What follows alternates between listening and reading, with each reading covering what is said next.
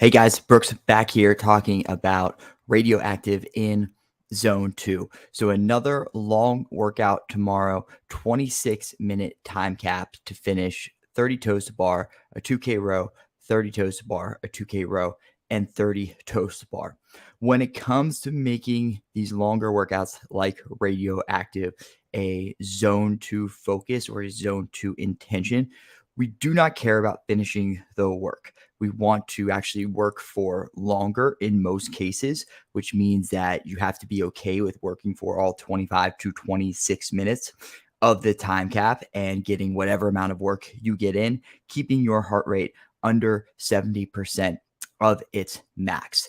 To me, Radioactive is a great opportunity to not only get in some zone 2 work, but also to develop your toes to bar or your kipping knee raise skill. So the way that I would look at this workout if I were doing it as a zone 2 workout is I would first assign X amount of minutes that I'm going to spend on the rower. For most people, that's going to be 5, right? If you're really going fast on a 2K row, you might be able to finish in about 4 minutes or so, I would say would be the average.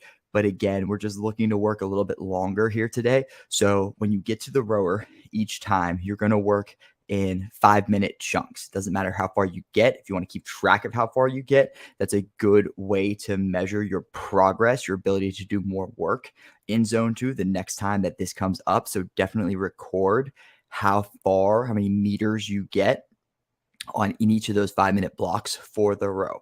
When it comes to the toes to bar, you're going to want to think of this as how many reps can I execute perfectly as like in every 30 seconds. Right. So let's say that we have 30 toes to bar. We know that I can do 3 toes to bar perfectly. Right. And then I get about a 20-second rest. And then 30 seconds hits again. I go back in, do another 3 toes to bar. That's 6 toes to bar in 1 minute. In that scenario, you would spend 5 minutes on the toes to bar and you would complete all the toes to bar for the workout. When it comes to determining how many toes to bar you want to perform every 30 seconds, let your technique dictate that number.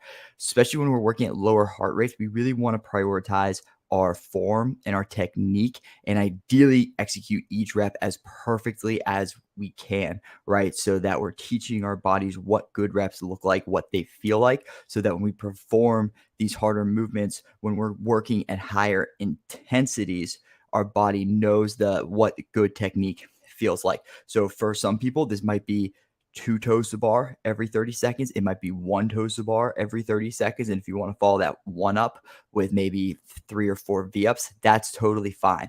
But we want to identify a toe to bar number that we can execute with perfect form every 30 seconds while keeping our heart rate under 70% of whatever our max is.